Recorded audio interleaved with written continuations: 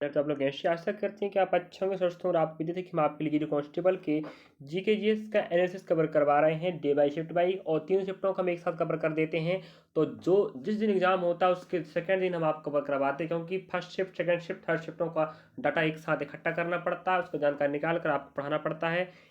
इस चक्कर से समय ज़्यादा लगता है। तो कहने का मतलब जी 17 की एग्जाम था, तो आज 18 तारीख, तो आज हम आप कवर करवा रहे हैं। तो आप देख पा रहे होंगे 17 फरवरी 2024 के जी के जीएस का कमाल देख लीजिएगा, किस प्रकार के प्रश्न आए थे देखना है। और आपको बता दें इसका प्लेलिस्ट की जानकारी अलग मिलेगा आपको। एसएससी जीडी एग्जाम 2025 जी के जिस एनालिसिस करके एक प्लेलिस्ट अलग बना, वहाँ जाके मिल जाएगा आपको। और हम आपको बता दें 4 तारीख के, 5 के, 6 के, 7 के, 8 के, 8 तो नहीं था, 9 नहीं था पेपर, 10 का, 11 का, 12 का, 13 का, सभी शिफ्टों, सभी तारीखों के सभी तीनों के तीनों शिफ्ट एक साथ आपको मिल जाएगा। तो हम आज लेने वाले हैं आपको 17 फरवरी का, ठीक है, इसके 18 फरवरी आज है, लेकिन हम एक दिन थोड़ा पीछे लेके चलते हैं जानकारी इकट्ठा करके। तो आपको बता दें हम, और साथ में हम जानकारी अवगत करा देते हैं आपको। अगर आप प्रश्नों को 2024 के प्रश्नों को देखना चाहते हैं, तो हमने 220 प्लस लगभग वीडियो बना चुके हैं, और PYQ प्लस, और साथ में टॉप वीडियो मेरे विद्यार्थियों, और आप देखना चाहते हो तो इसका जो 2024 के प्रश्नों का 220 प्लस वीडियो बन चुके हैं। तो यहाँ पर मैथ्स भी शामिल, रीजनिंग भी शामिल, हिंदी भी शामिल, जीके जी शामिल है। मैथ्स तो कवर हो रहा है आपके, आप तो देखते होंगे मैथमेटिक्स और जीके जी एनालिसिस में पर डे कवर करवा रहा हूँ। आप देखना चाहते हो तो इसका प्लेलिस्ट अलग है। एसएससी जीडी एग्जाम 2023-24 PYQ करके एक प्लेलिस्ट डला है, तो वहाँ पर आप देख सकते हो। दो प्रकार की प्लेलिस्ट आपको मिल जाएगी, ठीक है। चलिए, और आप 7 तारीख की जाकर देख सकते हैं, 10 की देख सकते हैं, 8 9 नहीं थे एग्जाम, तो 11 देखिएगा, और आपको 12 मिल जाएगा, और 13 तारीख, ठीक है, प्लेलिस्ट में डले हैं। चलिए दिखाते हैं आज के प्रश्न किस प्रकार के आए थे। और ध्यान रखना विद्यार्थियों, बहुत शानदार प्रश्न है। 2024 के प्रश्नों का भी समाहार यहाँ पर है, टॉपिक का भी है। और कुछ प्रश्न ऐसे हैं जो 2025 में पिछले शिफ्टों में तारीखों पूछ चुका, उन्हीं के प्रश्नों को रिपीट भी कर दिया। तो इसलिए बोलते हैं तो आप पढ़िएगा, पढ़ना चाहते हैं, चलो लास्ट तक बने रहिए विद्यार्थियों। पूरे प्रश्न दिखाएंगे तीनों को तीनों। एक शिफ्ट देखिए, पहला प्रश्न क्या है, यूपीपीएससी के वर्तमान अध्यक्ष कौन है? प्रीति सूदन जी, तो आपको पहले पूछ चुका है। और इसके पहले कौन थे बोलेगा तो मनोज कुमार सोनी, ध्यान रखें। यूनियन पब्लिक सर्विस कमीशन, संघ लोक सेवा आयोग के अध्यक्ष की बात कर। अगला प्रश्न में कहता है, राष्ट्रपति और उपराष्ट्रपति के चुनाव के विवाद को, अगर धोखा से चुनाव होते समय विवाद हो गया तो विवाद को कौन सुलझाता है? होना चाहिए था सर्वोच्च न्यायालय, सुप्रीम कोर्ट। अनुच्छेद आपको 71 में जानकारी मिलेगी, ध्यान रखें। अगला प्रश्न देखिएगा, बाजीराव मस्तानी के फिल्म के कोरियोग्राफर इनमें से कौन है? आपको तो पता होगा बाजीराव मस्तानी, तो आप देखे होंगे। तो कोरियोग्राफर की बात कर रहा है तो गणेश आचार्य, रेमो डिसूजा, पौनी वर्मा, पंडित बिरजू महाराज। शायद मुझे लग रहा है पंडित बिरजू महाराज का प्रश्न पूछा होगा इस संबंधित जानकारी के रूप में। तो इस प्रकार से हमें प्रश्न पूछा, देखिएगा। अगला प्रश्न आप देख पा रहे होंगे, श्रीमद शंकर देव का संबंध किस शास्त्रीय नृत्य से? क्षत्रिय से है, और क्षत्रिय असम का प्रमुख शास्त्रीय नृत्य है।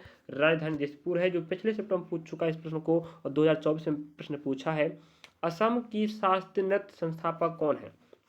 मतलब असम का जो शास्त्रीय नृत्य है वो आपका कौन सा क्षत्रिय है, जिसके संस्थापक कौन रहेंगे? शंकर आचार्य शंकर देव। भी आपने ऊपर देखे प्रश्न। और नृत्य क्या नाम? क्षत्रिय नृत्य, ठीक है, जो भारत का 8वें नंबर का शास्त्रीय नृत्य है। राज्य की नीति निर्देश तत्व का अनुच्छेद उल्लेख किस में है? तो आप आर्टिकल नंबर 36 से 51 रहेगा। और आपको भाग बोलेगा तो भाग क्या बोलेंगे? 4, समझे। इस प्रकार से देख पर आप लोग प्रश्नों को रिपीट हो रहा है। भारत में कितने राष्ट्रीय त्यौहार हैं? जी पिछले सेप्टेम्बर पूछ चुका, पिछले साल पूछा है। तो 3 ध्यान रखें आंसर में, 15 अगस्त जिसे हम क्या बोलते हैं स्वतंत्रता दिवस, 26 जनवरी गणतंत्र दिवस, 2 अक्टूबर गांधी जयंती, याद रखिएगा। अगला प्रश्न एक बार आप लोग, स्क्रिप्स मिशन भारत कब आया है? आगमन कब हुआ? 1942, ध्यान रखें। सर स्टेफर्ट क्रिप्स जो आपके भारत आए थे, इनका मैंने उद्देश्य था भारत में एक नए संवैधानिक तरीके से संविधान निर्माण करना, कानून व्यवस्था बनाने के लिए संविधान सभा का गठन करना, समझे। इसके बाद आपको पता 1946 में आया था कौन सा मिशन? Cabinet mission. इसी ने तो स्थापना किया था किसका? संविधान सभा का, और संविधान सभा ने संविधान बनाया। अगला प्रश्न, बोस आइंस्टीन संगणन की उपलब्धि के लिए 2001 का नोबेल पुरस्कार किसे दिया गया था? श्री बात कहें तो आपको नोबेल पुरस्कार 2001 में किसे दिया गया? जो बात कर रहा है एरिक ए कॉर्नेल, पहला व्यक्ति, वोल्फगैंग कैटरले और कॉर्ल ईवो वू वन को दिया गया, ठीक है, वू वी वन को दिया गया था। हालांकि 3 व्यक्तियों को दिया गया था। अगला प्रश्न में कहता है, इस प्रकार के प्रधान विद्यार्थियों पहले कई भर्ती परीक्षा पूछ चुका इस प्रश्न को। तो अलीगढ़ आंदोलन के नेतृत्वकर्ता कौन थे? तो सर सैयद अहमद खान। ध्यान रखें, ये बहुत शानदार प्रश्न है। अगला प्रश्न है, कुणबी नृत्य किस राज्य का लोक नृत्य? आप बोलेंगे गोवा। और गोवा की राजधानी क्या है? पणजी। ये तो आपको पता ही होगा। चलिए, नहीं पता तो बगल में पेन कॉपी रख के बैठे हैं। क्रिकेट गेंद का वजन कितना होता है? ये बोल रहा है आपको। तो इस प्रकार से संबंधित खेल खिलाड़ी किस राज्य में प्रसिद्ध है? कप ट्रॉफियां और संबंधित शब्दावली या उन संबंधित माप खिलाड़ी का कहते हैं खेल सीमा का माप चाहिए, पूरा जानकारी पढ़ना पड़ेगा। तो 169.9 ग्राम से 163 ग्राम तक इसका वजन होता है। ध्यान रखें। अगला देखिएगा, हाँ डबल रिपीट हो गया। देखें अगला प्रश्न में क्या है, 86वां संविधान संशोधन किस वर्ष हुआ था? पिछले साल इस प्रकार का प्रश्न पूछ चुका है और 2024 में पूछा तो है, 25 में पूछा है। तो प्रश्नों को रिपीट कर हुआ देखिएगा। तो आप सन का बात करें 2002 आएगा। अब इस पर क्या है, 6 से 14 साल के बच्चों को निःशुल्क शिक्षा दिया जाएगा, ये बात है। आर्टिकल नंबर 21 का में ये कहा गया है। ठीक है। और आपका भाग 4 का के 51 का ध्यान रखें कि नंबर 11 में भी है जी। मौलिक कर्तव्य में भी शामिल है, मौलिक अधिकार में शामिल, याद रखें। अगला प्रश्न आप देख पा रहे होंगे, प्रोफेसर प्रशांत चंद्र महालनोबिस कौन थे? तो आपको पता है जिसे हम बोलते हैं पीसी महालनोबिस। तो आप सुने होंगे, नहीं सुने होंगे। एक वैज्ञानिक है और सांख्यिकीविद हैं। ध्यान रखें। और द्वितीय पंचवर्ष योजना 1951 से जो 56 से 61 चला था, इन्हीं के मॉडल पर आधारित था। ये बात तो आप सुने होंगे कि द्वितीय पंचवर्ष योजना किस मॉडल पर आधारित था? आप लोग बोलते हैं पीसी महालनोबिस। उनका पूरा नाम क्या है? प्रशांत चंद्र महालनोबिस। यानी वैज्ञानिक है और एक यहाँ संख्याविद है। इस प्रकार देखिएगा प्रश्न क्या पूछ रहा है, इमानी शंकर शास्त्री का संबंध किस वाद्य यंत्र से? तो क्या है? वीणा। तो इमानी शंकर जो शास्त्री हैं वीणा बजाते हैं। इस प्रकार पिछले साल पूछा है। वर्तमान में इंटरनेशनल सोलर अलायंस के अध्यक्ष कौन है? अजय कुमार माथुर। पहले बता चुके। संबंधित कौन क्या है, ये प्रश्न पूछ रहा है। अगला प्रश्न देखिएगा, उस बिंदु का नाम बताएं जिसमें तेल गंध या बदबू देने लगता है। तो जब हम किसी तेल को गर्म करेंगे तो उस पोजीशन का नाम बताएं जब तेल एक विशेष गंध देगी या बदबू देगी, उसे बोलते हैं स्मोक पॉइंट। समझे। अगला प्रश्न, नील नदी किस भाग में स्थित है, किस भाग में बहती है? तो आप पता है विश्व की सबसे लंबी नदी नील है। और नील को हम क्या कहते हैं? मिस्र की देन नहीं कहते, बताओ। मिस्र की देन क्या है? नील नदी है। और मिस्र की राजधानी क्या है? काहिरा। तो आप जानते हो काहिरा है कि नहीं। चलिए, इस प्रकार से मेरी जानकारी आपको बताते रहेंगे, वो आप पढ़ते रहिएगा, इसमें आपका ही फायदा है। और हम आपको लास्ट में कुछ जानकारी बताने वाले, लास्ट तक बने रहेगा। अलग जानकारी, जी पढ़ाई लिखाई जानकारी ठीक है। लास्ट में हम किसकी जीडी की तैयारी तो करवा ही रहे, साथ में किसकी तैयारी भी चल रही है, लास्ट सुनिएगा। तो अफ्रीका के उत्तर पूर्वी पूर्वी होनी चाहिए, यहाँ पूर्वी भाग में बहती है, याद रखें, जो भारत की नहीं विश्व की सबसे बड़ी लंबी नदी है। इनमें से भारत का पड़ोसी देश कौन सा है जो इस्लाम धर्म को मानता है? तो प्रश्न देखिए, एग्जैक्ट प्रश्न नहीं मिलता ठीक ठाक, थोड़ा सा प्रश्न यहाँ होता है, उसको ठीक करके आपको बना के देना पड़ता है। तो वो रहेगा पाकिस्तान। और इस्लामाबाद उसकी राजधानी आपको पता ही होगा, जो 1947 में भारत से अलग होकर बना है। अगला प्रश्न देख पा रहे हैं आप, कड़ा मल्लेश्वरी को मेजर ध्यानचंद खेल रत्न पुरस्कार कब दिया गया? 1994 से 95 में। ठीक है। तो याद रखिएगा, कड़ा मल्लेश्वरी, इन्हें मेजर ध्यानचंद खेल रत्न पुरस्कार, इसका नाम पहले नहीं था। इसका नाम पहले क्या था? राजीव गांधी खेल रत्न पुरस्कार। ध्यान रखिए, इसका नाम चेंज हो गया है। तो राजीव गांधी खेल रत्न पुरस्कार इन्हें दिया गया था, अब इनका नाम चेंज होकर क्या हो गया? राजीव गांधी खेल रत्न पुरस्कार की जगह मेजर ध्यानचंद खेल रत्न, जो 2021 में हो गया। ठीक है।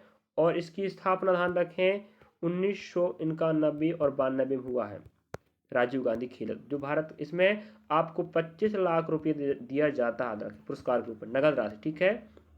अगला, पूरी बूट उत्सव किस राज्य में मनाया जाता है? अरुणाचल प्रदेश का। और राजधानी ईटानगर रहेगी। और आपको पता है जी भारत का पूर्वोत्तर राज्य है कि नहीं, बताओ, है कि नहीं। अगला देख पा रहे आप लोग, संयुक्त राज्य अमेरिका में वर्तमान भारत के राजदूत कौन है? विजय मोहन क्वात्रा। हम पहले बता चुके हैं इस प्रकार से, कैबिनेट सचिव कौन है, दूतावास कौन है, बार बार पूछता है कि नहीं। तो अगला प्रश्न देख पा रहे, भारत में पंचवर्ष योजना का जनक किसे माना जाता है? तो यहाँ पर हम पहले लिख चुके, थोड़ा सा मिस्टेक हो गया है। तो रहेगा पंडित जवाहरलाल नेहरू, जो भारत के पहले क्या बने? पीएम, प्राइम मिनिस्टर, मतलब प्रधानमंत्री।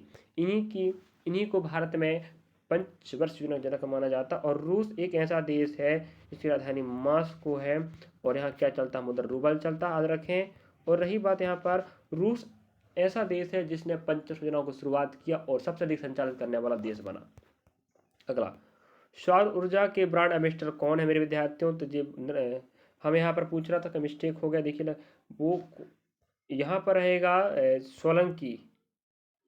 ठीक है, थोड़ा याद नहीं आ रहा है, मैं लिख नहीं पाया यहाँ पर, मैं सोलंकी करके दिया था ना। ठीक है, अगला प्रश्न देखिएगा, नृत्य की नटराज का संबंध किस नृत्य से? तो भरतनाट्यम से रहेगा, जो तमिलनाडु का प्रसिद्ध शास्त्रीय नृत्य है, और राजधानी इसकी क्या? चेन्नई है। इस प्रश्न को मेरे प्यारे विद्यार्थी पिछले साल पूछ चुका, इस बार भी पूछा है, पूछेगा। अगला देखिएगा, राज्य की योजना बोर्ड के अध्यक्ष कौन होते हैं? तो राज्य में जो योजना बोर्ड होता है योजना बनाने का, उसका राज्य का मुख्यमंत्री होगा। जो भी मुख्यमंत्री पदेन होगा वही क्या होगा? राज्य योजना आयोग के अध्यक्ष होगा। समझे? चलिए, इस प्रकार से आप लोगों को फिर बता दें, दोनों प्लेलिस्ट को एक बार विजिट कीजिए विश्वास के साथ। हम मैथ्स, जीके जीएस इन चारों प्रश्न कवर करवा चुके हैं, 220 प्लस से ज़्यादा वीडियो बन चुके हैं। मैथ्स और जीके जीएस, मैथ्स का तो मैं per day shift by day by cover करवा रहा हूँ, ऐसे प्रश्न छप रहे हैं। 2024 का पैटर्न पढ़ लीजिए, 25 फंस जाएगा।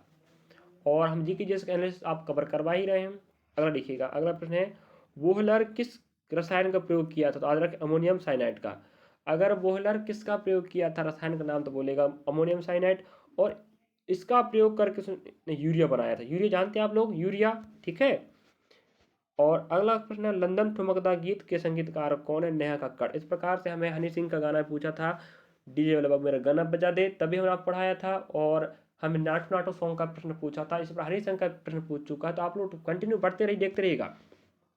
कुछ प्रश्न हमें मिल जाते हैं, कुछ प्रश्न छूट जाते हैं, ध्यान रख विद्यार्थियों। तो आपकी जिम्मेदारी बनती है, आप लोग साथ साथ थोड़ा विद्यार्थी से जानकारी पता भी कर सकते हो। और आप, अगर आप एग्जाम कब है, आप लोग कमेंट बॉक्स कमेंट करें, शिफ्ट बताएं, तारीख बताएं। और अगर आपके पास जानकारी तो आप हमारे पास सेंड भी कर सकते हैं, जैसे हमें विद्यार्थियों को बताकर आपको उनको भी फायदा मिल सके।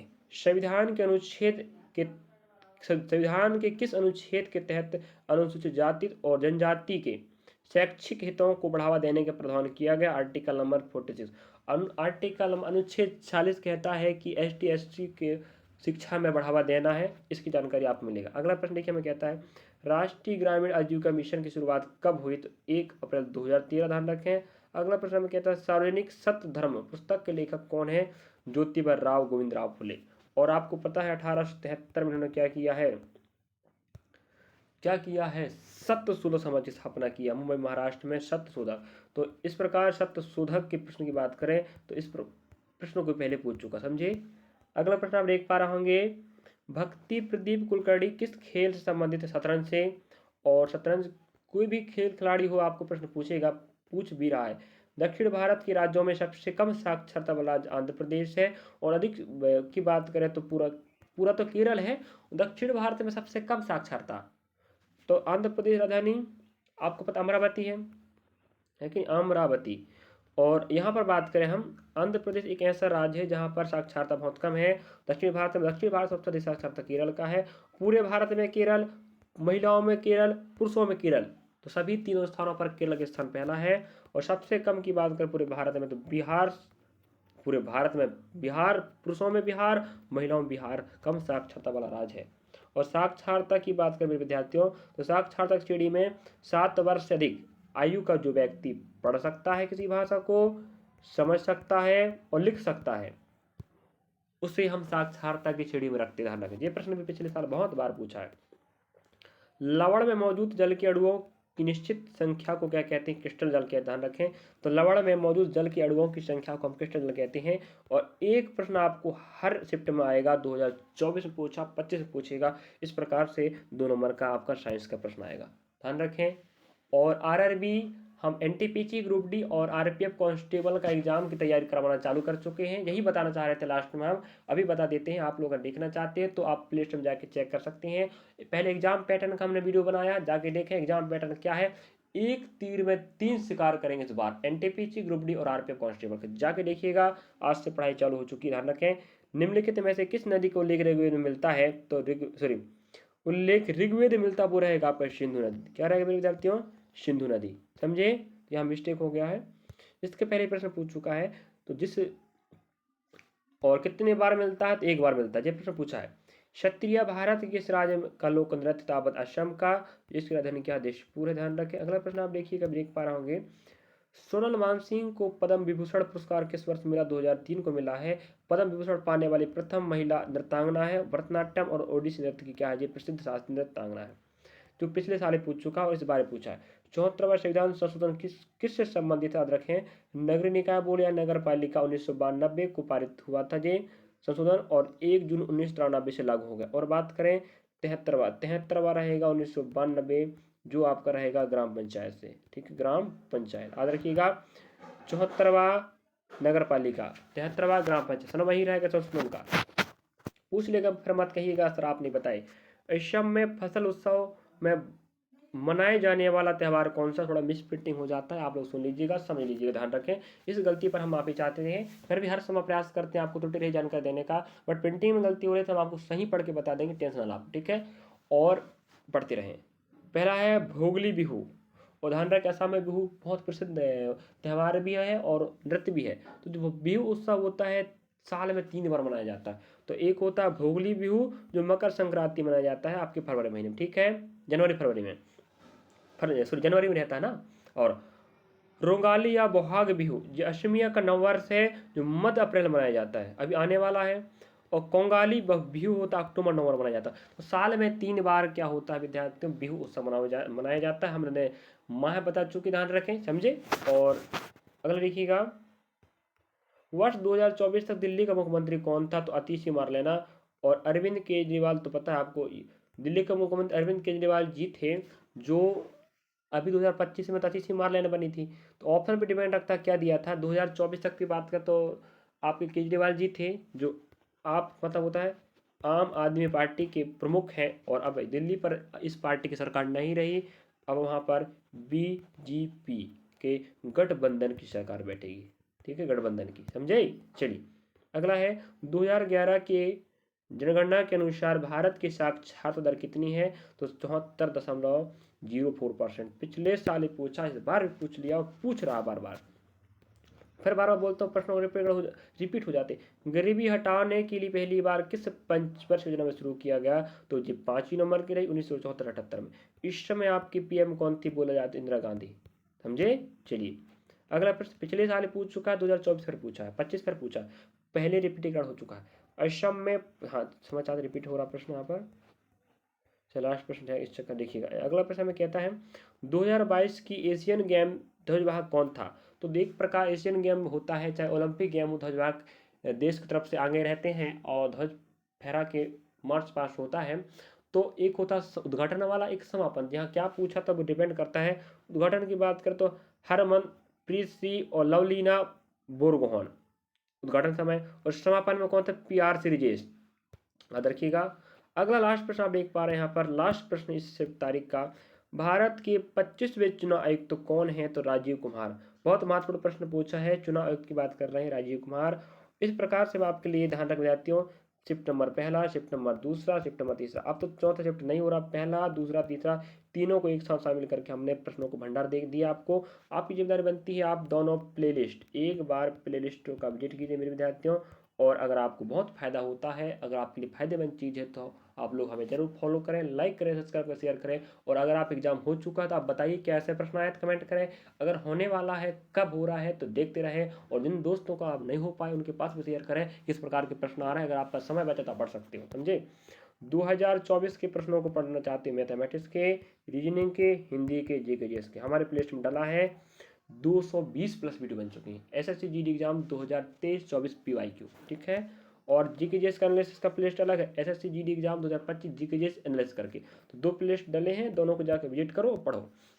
और आपको बता दें हम RRB railway board, railway requirement board की बात कर रहे हैं। RRB का हमने एक तीर से 3 निशान बनाने का प्रयास कर रहे हैं। तो यहाँ पर NTPC और ग्रुप D और RPF कांस्टेबल, इन तीनों को एक साथ हम कंबाइन पढ़ाने वाले, क्योंकि जो 2019 में पेपर हुआ था RPF कांस्टेबल का और ग्रुप D का, ग्रुप D का 2022 में हुआ था। तो RPF कांस्टेबल एग्जाम 2 मार्च से होने वाला है। तो 19 की पैटर्न कुछ भी फॉलो नहीं कर रहा है, क्योंकि अभी जो LP का पेपर हुआ है, तकनीशियन का हुआ, RPF कांस्टेबल SI का हुआ है, वो पिछले साल के प्रश्नों का कोई भी पैटर्न फॉलो नहीं कर रहा था। हमें 2024 और 2025 में जो पेपर हुए हैं ना, LP तकनीशियन और ग्रुप D का, जो 2000 आपका 22 में हुआ, इन चीज़ों को उठा के टॉपिक पढ़ाने का प्रयास करेंगे। अगर आप पिछले साल के प्रश्नों को पढ़ते हो मेरे विद्यार्थी, तो आपका चयन कभी नहीं होगा, क्योंकि पैटर्न चेंज कर दिया, समझे। इसलिए आप बता रहे हैं। हमने इसका पहला